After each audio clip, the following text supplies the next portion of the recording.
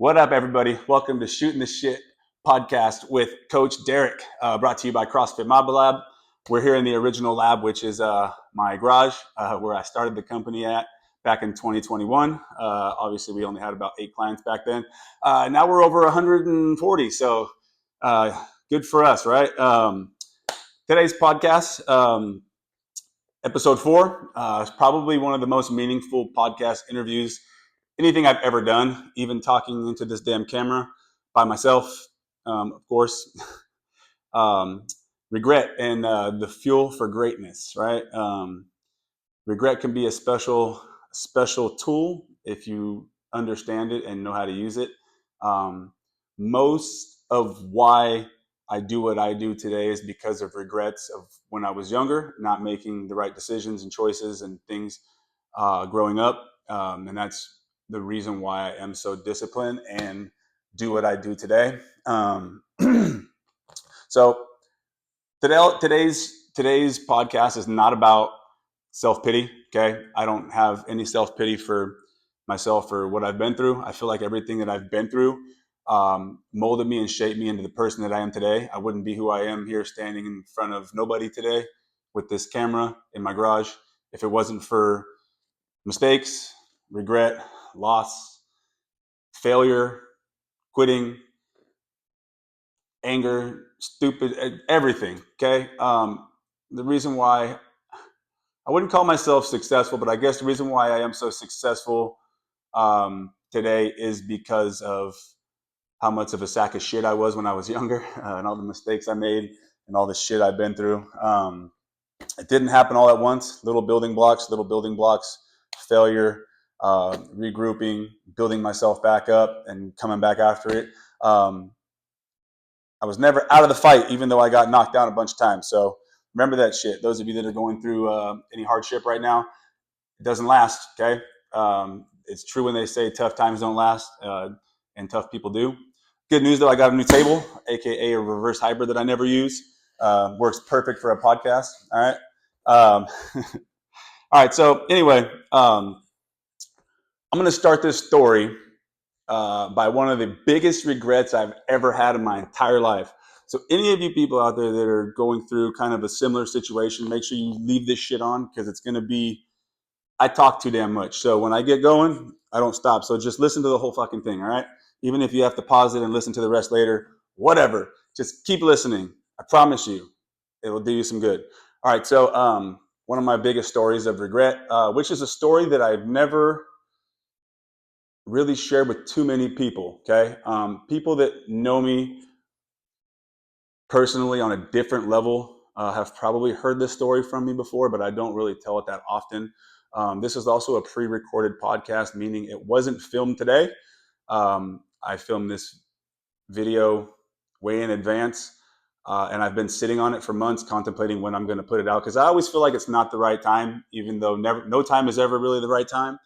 Um, um, I kind of struggle with wanting things to be perfect and wanting it to be perfect timing and stuff like that. So I kind of sit on stuff, which is why I haven't put out a podcast in a long time. Also, I don't really like sitting here talking to myself. I need a co-host. So anybody out there who wants to co-host with me, hit me up. Unless you're boring, don't. Anyway, one of my personal stories of regret, which is the biggest reason why I live my life the way that I do now as an adult, came from back in 2008. Believe it or not, we're in 2025 now. So 2008, I was a junior in college, Western Washington University. I was attending there on a football scholarship. Um, didn't really turn out the way I planned. Got really out of shape, obviously, when I went up there. Never really kind of got off the ground. Fell into a depression, painkillers, drugs, alcohol, the whole nine. Never really got to my feet out there. Kind of got cast aside by the coaches because I wasn't ready. It was all my fault. Okay. I take full responsibility for what happened to me there. Went in as a highly recruited athlete, and just kind of let myself go.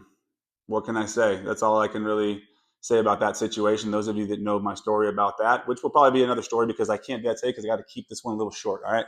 I don't want to ramble. So anyway, 2008, we had just finished up. I had just finished up my junior year, my first year playing, or my junior year playing football at Western Washington University.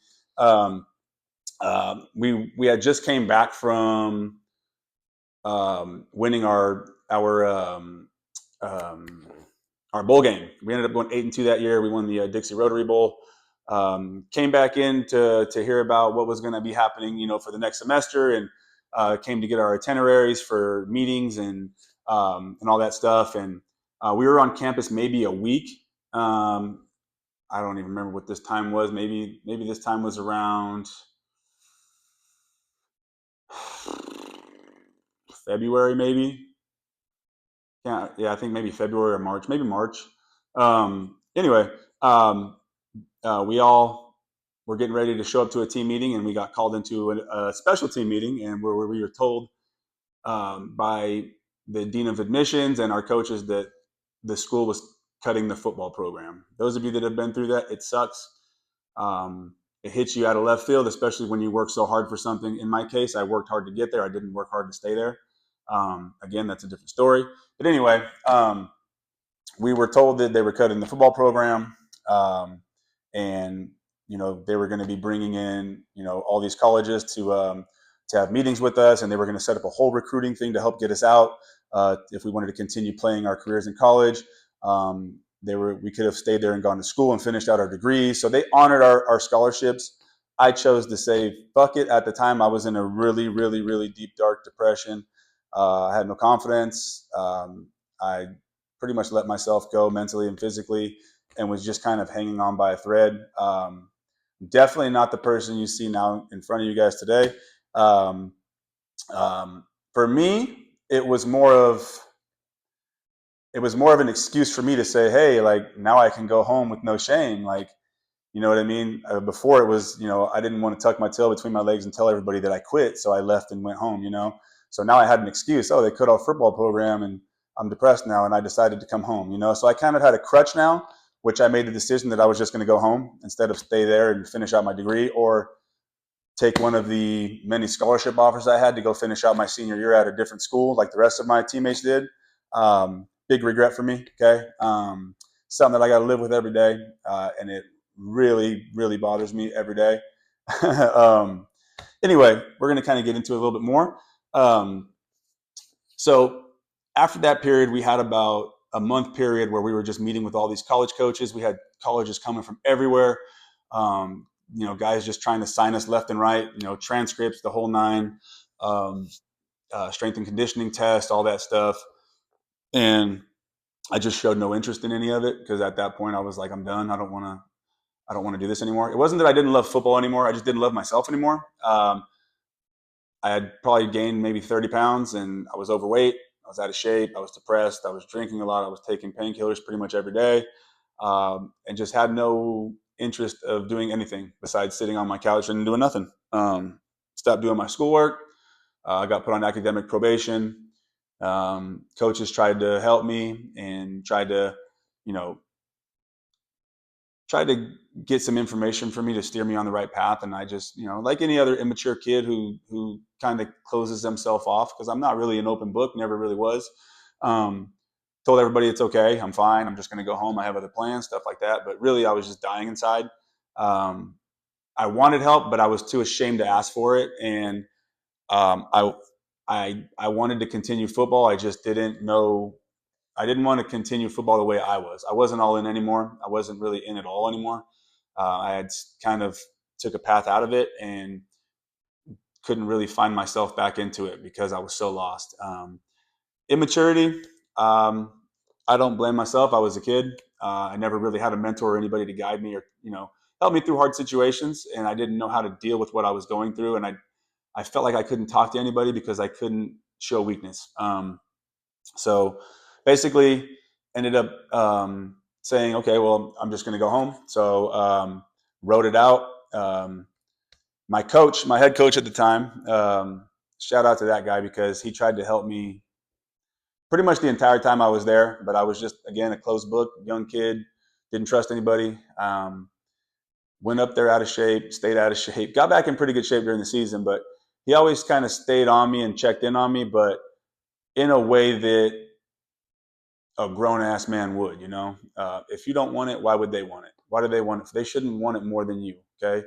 Um, and he had sensed that I was kind of steering away, so he was just like, hey, I know you said you don't want to go to school anymore and you don't want to do this and that, and you don't want to play. He's like, I think you should still play one more year. I think you should try to make it. And he had a lot of connections in the NFL. He coached with the Raiders for a long time. I think he was on the coaching staff that went to the Super Bowl in like 2001 or whatever it was. But he had a lot of connections, and he said, well, I'll tell you what, you're leaving at the end of the week or whatever. Why don't I just set you up a private workout with the New Orleans Saints and the Tampa Bay Buccaneers? I'll have two scouts come out. There's a couple of guys here that I want them to check out, and I want them to check you out. What do you say? And I just didn't want to have the conversation anymore. So I told him, yeah, cool. Hey, like, I'll come. And he's like, all right, you promise? Like, I'm going to set it up for you. I want you to show up at this time. Like, let me know if you need anything. Just promise you'll be there. And yeah, I'll be there. But I had no intentions on going. At that point, I had checked out. I was like, my U-Haul is halfway packed already. Like, I'm out of here. I just want to get out of this situation. So I'm going to tell him what he wants to hear. And I'm going to close out the back door and get out of here, right? Shook his hand, looked him in his eye with a blank stare that a drug addict looks at somebody with, right? And walked out of that office and never seen him again. Went back to my hotel, did drugs and played video games. Woke up the next morning, did it again. Finished out the week. End of the week, I think it was a Thursday or a Friday. Ended up packing up my U-Haul, and the same day that I was leaving was the same day that I was supposed to be going to meet them at the school to do the private workout for the NFL teams. And I remember getting his text message as I was loading the last of my stuff up into my U-Haul. And I remember him texting me like, hey, are you coming? They're here. They're ready for you.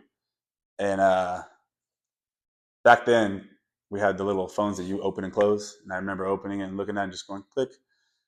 All right, I'm out of here. Hopped in my car, avoided the weirdness, and started the 14-hour or so drive, whatever the hell it was, home, and never looked back, right? At the time, I thought I was making the best decision for myself, but clearly it was the fucking stupidest decision I have ever made. Um, I think about that shit still to this day, and it fucking bothers me so bad. Not the fact that it's not the fact that I blew an opportunity to. First off, I made my coach look stupid, and now as a coach for a living, I understand what that means. And I understand now what he was trying to do for me. He saw something in me that I didn't see in myself. I saw myself as a piece of shit, someone who didn't deserve to get a scholarship, someone who didn't deserve to transfer to another school, someone who didn't deserve an opportunity to play in the NFL, because I felt like at the time I just was so broken. I just felt like I wasn't good for anything. And being the closed book that I am and was, I'm a lot more open now. Back then it was like there was a brick wall in front of me, and if you weren't absolutely close to me, you didn't get to cross that brick wall. That coach never made it through that brick wall, and everything he told me bounced off right. So, but I think about that shit now, and I'm just like, he was just basically trying to look out for me. He was probably concerned. He's probably seen someone like me hundreds of times, and he probably, or not probably, I'm sure he knew that I did have the talent to play at the next level and wanted to give me a shot and wanted to help me. And I'm sure he cared about me, but at the time I didn't care about myself. I didn't give a shit. I didn't care about nothing. Failed on my dream. I was overweight, addicted to drugs, lost. Had no idea what I wanted to do. Just lost my scholarship, or left my scholarship. Didn't lose it. So quit on him and left. Drove all the way back home. Had a couple beers on the way home. Fucking stupid idea, right? Got home, and I remember pulling up, and it was like super overcast outside, right? I think it was in April or something. Super overcast outside. Pulled up to my dad's house and got out of my car, or got out of the U-Haul, walked into the house, didn't even unload the truck.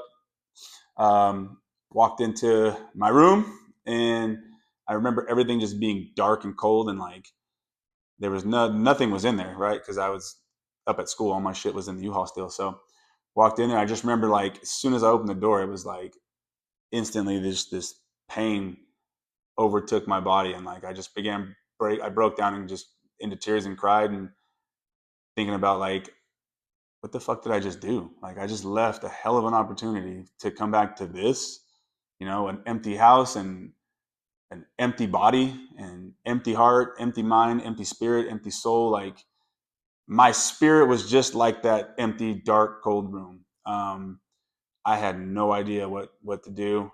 My plan was I was going to come back home and start, trying to become a firefighter or a cop. But as soon as I got home, all that shit went out the door, and I was just like, I don't want to do anything. I want to play football. I want to go to school. Like, what the hell did I do?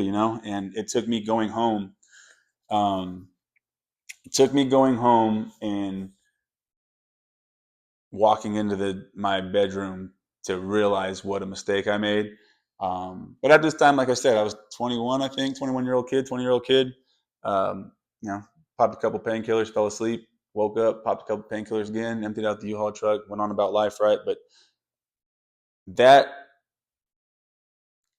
that regret from turning down those opportunities and that regret of quitting on myself is has literally never left me to this day. Okay, I left school when I was 21 and blew off my opportunity when I was 21. I'm 39 years old today, and I've woken up every day since that day, and the first thing that hits my mind, literally the first thing that hits my mind, is the fact that I quit. Um, the opportunities that I lost, the people that I stood up, the coaches. I've still never talked to that coach. I'm sure he moved on or whatever, but still never talked to him. Still never had a conversation with him. Never reached out, told him thank you. But I owe him a lot, at least an apology and a thank you for looking out for me or trying to look out for me when I couldn't look out for myself.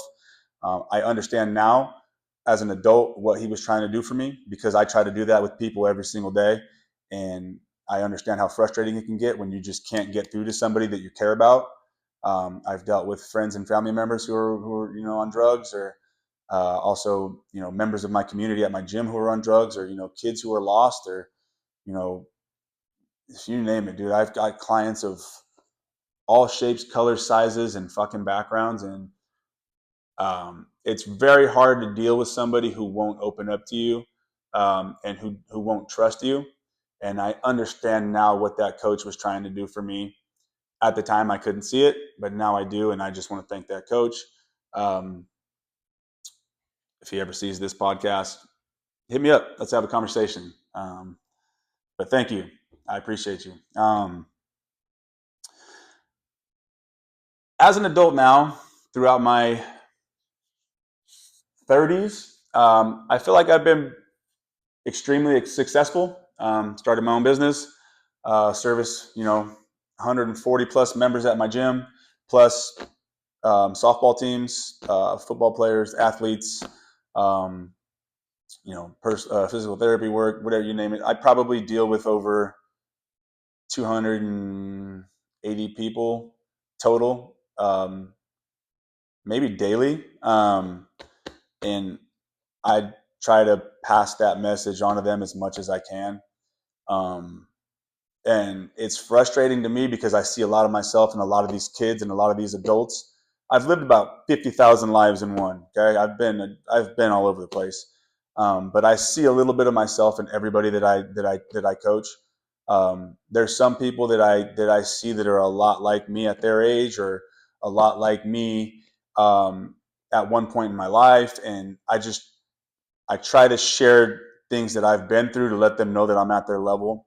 Like I said, like since I was 21, I'm 39 now. Like every day I've woken up, no matter how successful I am. Like you see all these fucking medals behind me. I've been a multiple-time world champion in jiu-jitsu, top five, Spartan race champion, not champion, but top five, and top 15 in the world championships. For a guy my size, that's not easy. Um, I've I've taken top three, top two in triathlons. I've done Ironmans. I've done high level grappling. I've done boxing. I've done kickboxing. I've done half marathons. I've placed in pretty much. I've been a top athlete in every single sport and event that I have tried throughout my late 20 or mid 20s to now, in my 30s, and everything I've done, I've been successful at, and I've been a top athlete at, or I've been a top individual at. Again, built this business out of nothing. We now have our own facility, won all these championships. I've been really successful. I have a family. I have three beautiful young boys. I got a beautiful wife. I got everything anybody could want, right? And I'm happy. Don't get me wrong, and it makes me happy. But still, there's this empty spot inside of me, knowing that I was a quitter once in my life, and thinking about the people that I let down, but also letting down myself, because I always owed it to myself to be who I am today. And that's what drives me. Living with that regret every single day, and that feeling of being a quitter, is what drives me today to just go all out in everything that I do. Everything that I do, I don't half-ass. I'm 100% in. That's why I get up at 3 o'clock every morning and work out. That's why I work out 2 to 3 times a day. That's why I'm always doing stuff for my business. I'm always posting. I'm doing all this shit by myself. I don't have a team. Okay. Everything that I do is serving a purpose now. Okay. And that purpose is to make sure that now, as an adult, anybody that I care about and work with, I don't want them to go through the same things that I did. Realistically, they're going to go through some of it, because that's life and that's how you grow. And, all I can do is give these people all my life experiences and let them do what they want with them. I do a lot of personal training, a lot of mentor work, a lot of stuff with a lot of people. Every relationship you build with people is different, but it's still one common goal. I don't want people to live with regrets. There's people that I deal with who just want to lose weight, but they can't eat right. I write them meal plan after meal plan after meal plan after meal plan, and they just can't figure it out. And it's like, I've been there before, but I also found a meal plan and something that works for me, and that's what I eat. You know what I mean? Clearly I'm in really good shape, you know what I mean? But I mean, not toot my own horn or nothing, but I see kids that are playing sports and they're getting distracted, they're turning into teenagers and they're chasing girls, they're chasing boys, they want to go to the parties, they want to be around their friends, when it's really, it's like, that point in your life is so small. Like, yeah, those things are important, but you need balance. And your most important thing right now should be to focus on this scholarship, so maybe going out on a Friday night isn't okay, so things like that. And like, you know, I want to make sure that people understand that people understand where I'm coming from when I'm working with them. I'm not just working on you, the athlete. I don't care about your physical stats. I don't give a shit what you've accomplished. I don't care what you want to. I do care about what you want to accomplish. I do care about those things, but most importantly, I want you to be a good person, and I want to help you become the best version of yourself. Part of that's going to be you getting your scholarship, or you winning that race, or you doing this. But also another part of it is you taking my life experiences and applying those to your own life. That way you don't make the same mistakes I made. Because no matter what, I could go and win the fucking CrossFit Games right now. I would probably feel like a loser the next day still, because I would wake up still feeling the same as I do today. I don't see myself as the person that most people see me as. I see myself as the fucking fat 21-year-old kid who can't get off drugs and alcohol, who ran away from a full-ride scholarship in an NFL tryout because he was too afraid and he was lost and depressed. That's the person I still see myself as no matter what. So when people bunch out and say stupid shit about arrogance and this and that and confidence, I'm extremely confident now, because I know how much work I've put in and how much I've done to myself to make myself this person, and I know how hard I work, and I know that I've prepared myself in every way, shape, and form to be the best I can be in every asset of my life. And because of that, I now have confidence. But like I said, that comes from me being a quitter when I was younger. That doesn't just come from me looking in the mirror and flexing my muscles. You know what I mean? I could get in a car accident tomorrow and not be able to use my body the rest of my life. You know what I mean? I don't give a shit about any of that stuff. I want to pass on this message to as many people as I possibly can. And I'm not the kind of coach that's going to be a cheerleader. Most everybody that works for me knows that. I'm not a cheerleader. I lead by example first and foremost, but also I bring myself down to the level of the people that I work with, because I've once been in their shoes, and I'm understanding. And the main thing I try to push on them is hard work, dedication, showing up, holding yourself accountable. If I give you homework for the day and I ask you when you go home, I want you to stretch for 20 minutes, but I also want you to take a picture of yourself stretching and I want you to send it to me. I expect that fucking picture when they tell me, okay, 8 p.m. I'm going to send it to you. I expect that picture by 8 p.m. because you're building discipline. You said you're going to do something. Now you're going to stick to it and you're going to do it. That's how you're going to build discipline, because you're going to do things when you don't want to do it. Okay. And that's how I've built myself. I give myself little goals throughout the day, little goals throughout the week, little goals throughout the month. And I hit those goals. I make sure no matter what, I get those goals done. Okay. And, with my people too that I work with, I hold every single one of them to high standards. I don't care if you don't see yourself as that person or as that person that deserves high standards, but I see you as the person you're going to be in 10 years, not the person that you are today. So if you slip up or you fuck up, I call you out on it. I check you on it. I make sure that you're not making those same mistakes. Because trust me, when you fall back and you quit, you're going to live with those same regrets that I live with every single day. Okay, you could do 20 things right. Okay, I'm still going to call you out on the one thing you did wrong. I'll congratulate you here and there, but again, I'm here to correct the things you're not good at and the things that you don't see, so that you can fix them, so that everything can be good. You know what I mean? Realistically, you're never going to be perfect, okay? Ever, never. Nobody's perfect. But with me guiding you and kind of, you know, pushing you along, my goal is to fix your imperfections as best I can to make you that much better. Um, I have a very good relationship with everybody I work with. Um, Most people that I work with, we we understand it. I grind with you. I'm with you. When we're in that gym, it's just me and you. Okay. When you're on that competition floor, it's just you, but I'm there with you. I'm watching your video. I'm trying to find it on TV, or I'm there watching you, or I'm texting you from home. How's it going? How'd it go? Da da da da. Tell me how it went. I want to know these things because I've seen the hard work my people put in, and we grind together, we shine together, we go dark together. We're in this together, and that's just a bond that I form with my people because of my past. And I latch on to people that I latch onto people that I connect with. And if I connect with you and we're like that, and I'll get down there and fight with you. You know what I mean? We'll fight to the death. I'll protect you with everything I have. And that's just the way that I am. That's the way I've always been. And I'm not going to let people settle for less. People say, well, at least I'm here today. Bull fucking shit. You came here to train your fucking ass off. I don't care if you got 50% in you. You're going to give me every bit of that 50% today.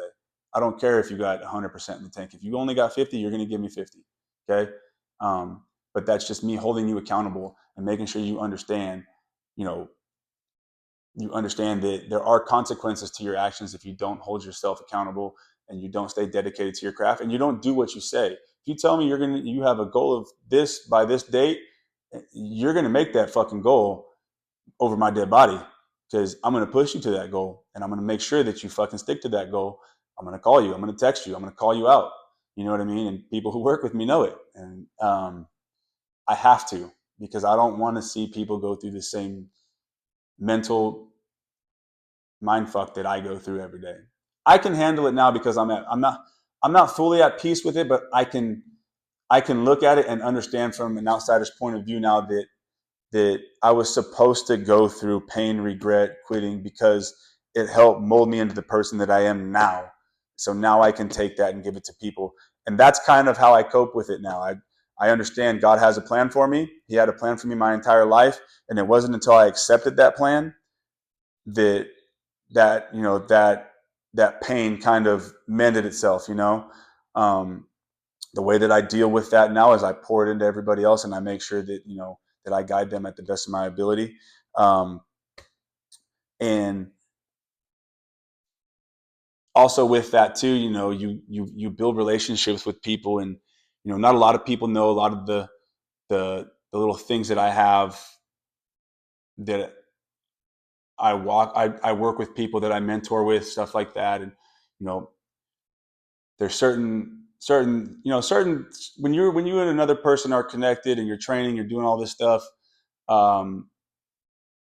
And you start, we open up to each other, we tell each other how we feel, stuff like that. People, coaches understand. There's one main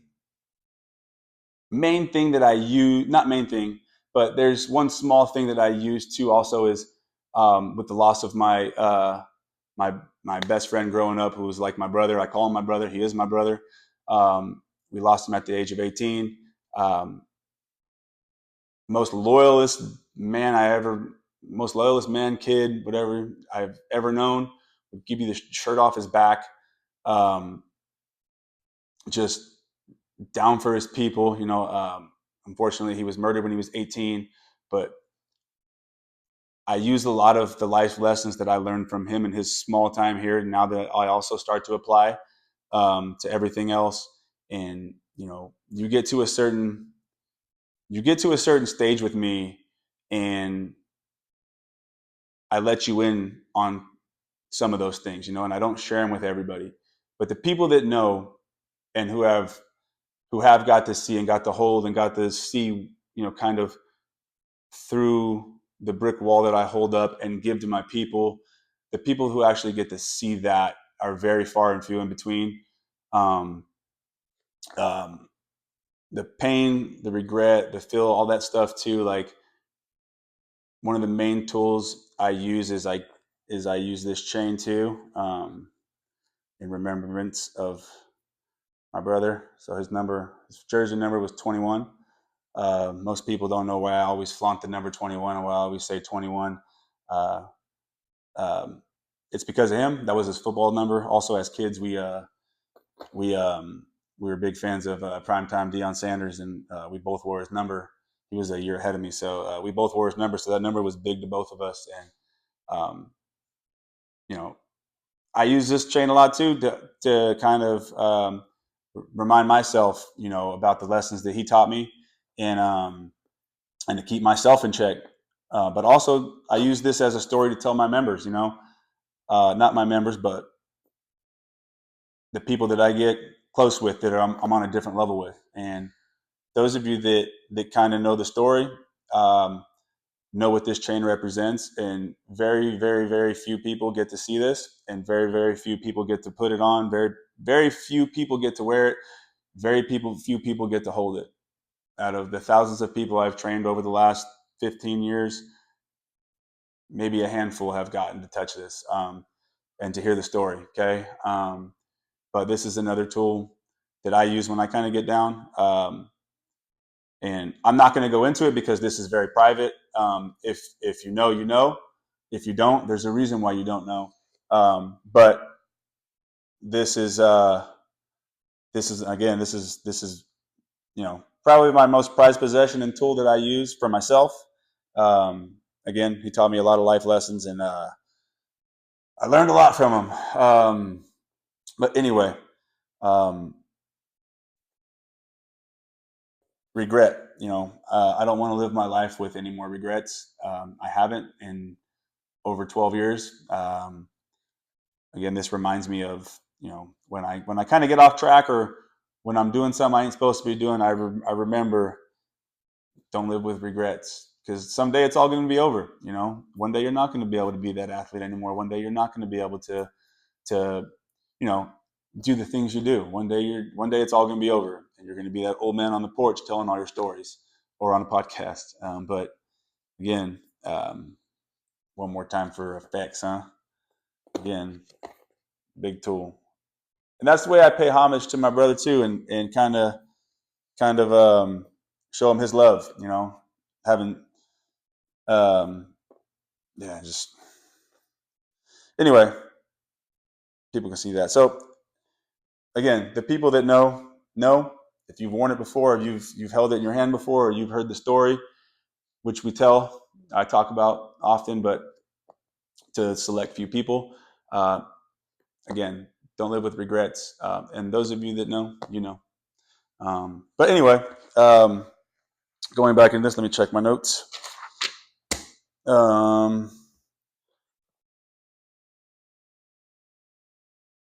Okay, so again, now that we're kind of on the topic of mentorship and coaching and the chain and all this stuff. Now it's, I just, again, at the end of the day, for me now, it's about pouring so much into my people to not just make them great athletes. I want them to be great humans. And, you know, those ones that kind of we connect on a different level get to hear get to hear more from me. And that's where the chain comes in. Okay. Um, Again, I'm not gonna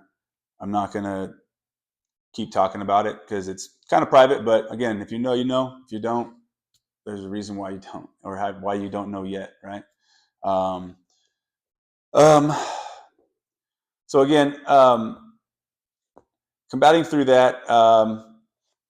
Listen, we all live with regrets. We all fuck up. We've done it all, right? If you've made it to this point in your life, you've had heartbreaks. You've probably quit on a few things.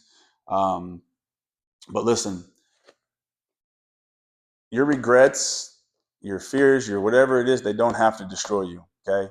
You can turn those around and you can use those as your fuel to keep pushing forward. Okay. So I took that pain that I had and all that shit that I had, and now I use it as my fuel to go forward. Most of the time when I'm talking trash to myself, because I'm my own worst enemy, man, just like most other people. Um, and, and, sorry, I'm getting choked up. Don't waste your opportunities, man. There's nothing worse than wasting an opportunity, and there's nothing fucking worse than living with regrets and pain because you have those regrets. Okay.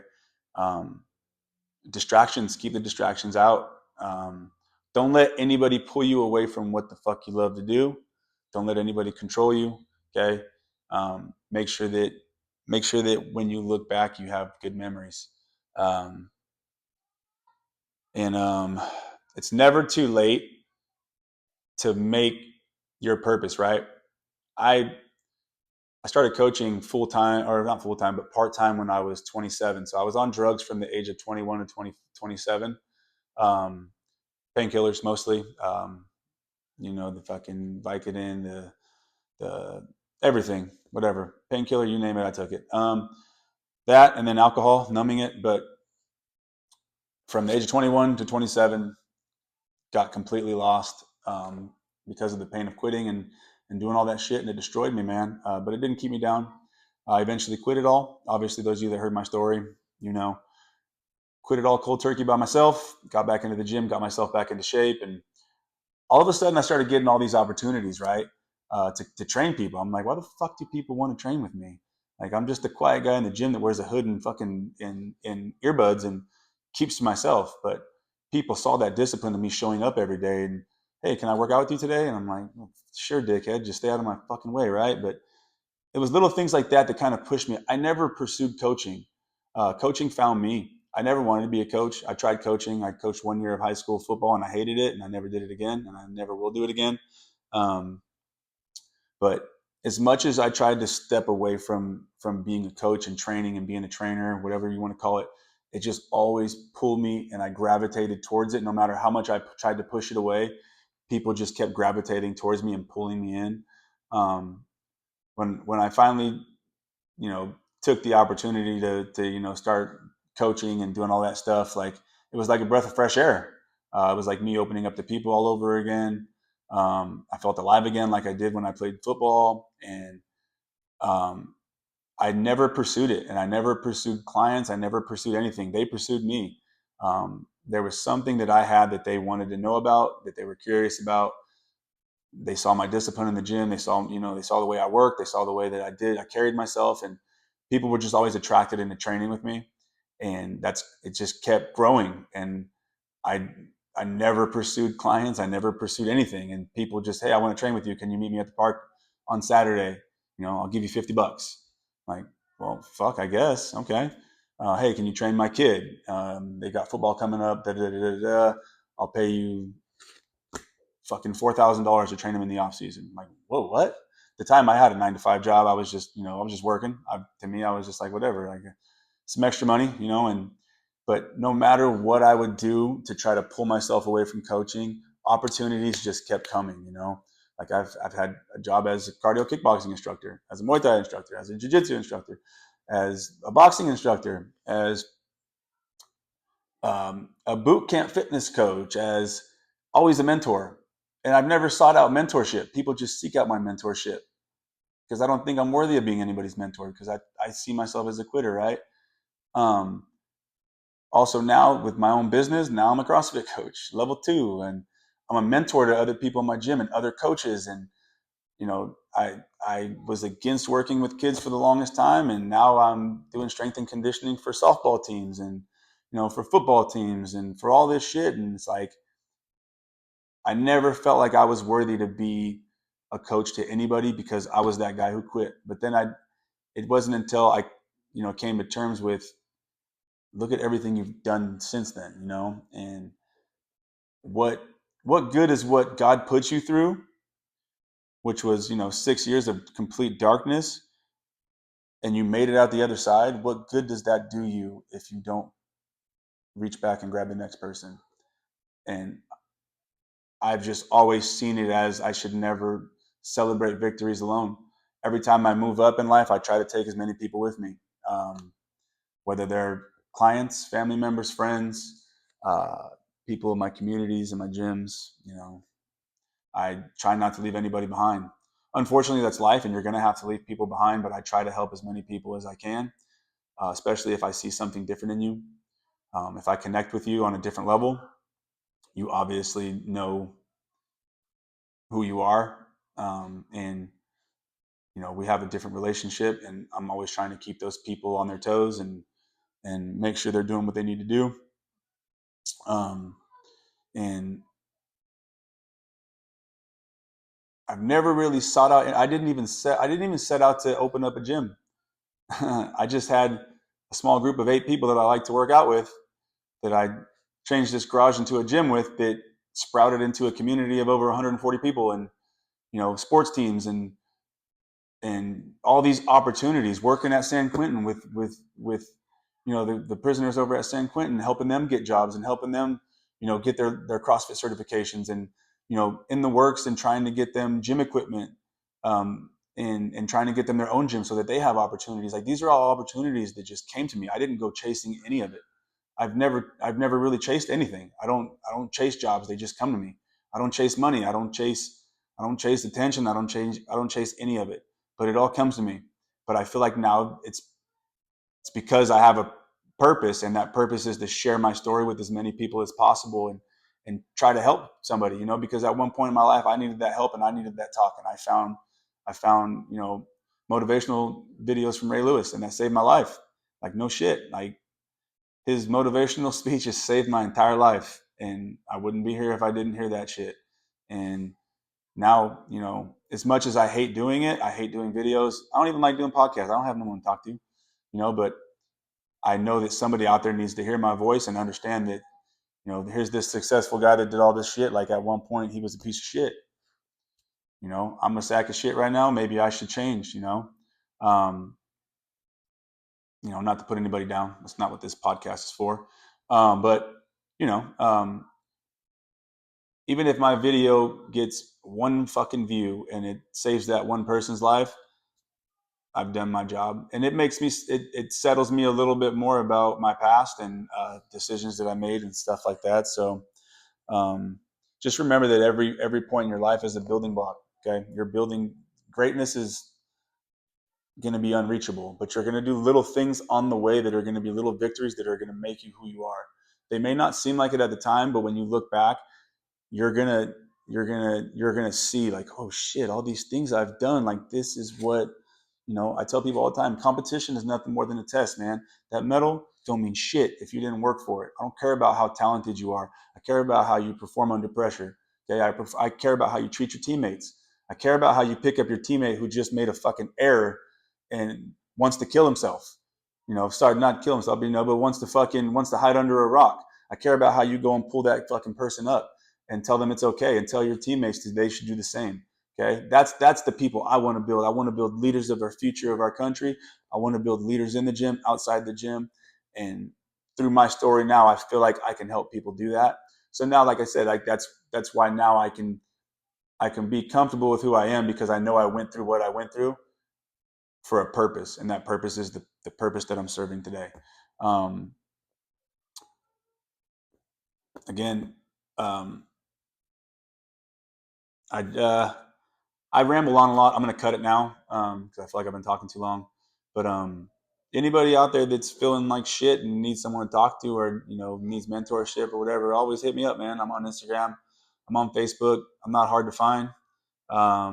I'm always around. Just go look in the gym. I'm probably there. um, but again, my goal is to help as many people as possible, and to come to get to as many people as I can. I'm just starting out doing this stuff. I'm not comfortable doing it, but I know it serves a purpose.